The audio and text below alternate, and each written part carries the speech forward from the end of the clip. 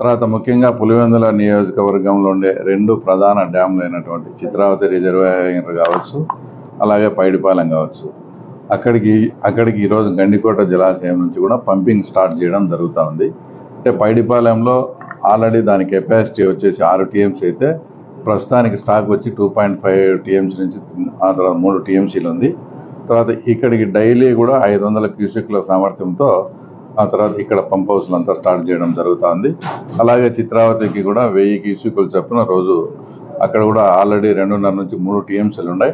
అంటే టోటల్గా 8.5 నుంచి 9 టీఎంసీలు పెట్టే విధంగా ఇక్కడ ఇరిగేషన్ అధికారులు అంతా కూడా ప్లాన్ చేస్తూ ఉన్నారు. కూడా గమనించండి, ఎంత అంటే అంత మాటలు వైఎస్ఆర్సీపీకి ఆ తర్వాత చెందిన ఆ పార్టీకి చెందిన నాయకులు చాలా ఇదిగా, అంటే ఇటు సైడ్ ఏది చంద్రబాబు నాయుడు గారు వచ్చే వర్షాలు రావని, చంద్రబాబు నాయుడు గారు వచ్చే జలాశయాలు నిండవని ఎంతో ఇదిగా, అంటే ప్రకృతికి సంబంధించిన విషయాలపై కూడా ఆ రకంగా కామెంట్ చేస్తూ తర్వాత బురద జల్లే కార్యక్రమం చేశారు. తర్వాత ఈరోజు గమనించండి, 40 ఇయర్స్ చరిత్రలో ఎప్పుడే కూడా ఆగస్టు నెల మొదటి వారంలో శ్రీశైలం కానీ నాగార్జున సాగర్ కానీ నిండిన చరిత్ర లేదు.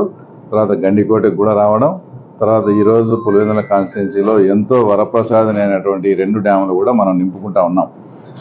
ఆ తర్వాత పత్తి కానీ పంటలు కొన్ని చోట్ల అంటే నీళ్లు అందక కూడా ఇబ్బంది పడే పరిస్థితులు ఉన్నప్పుడు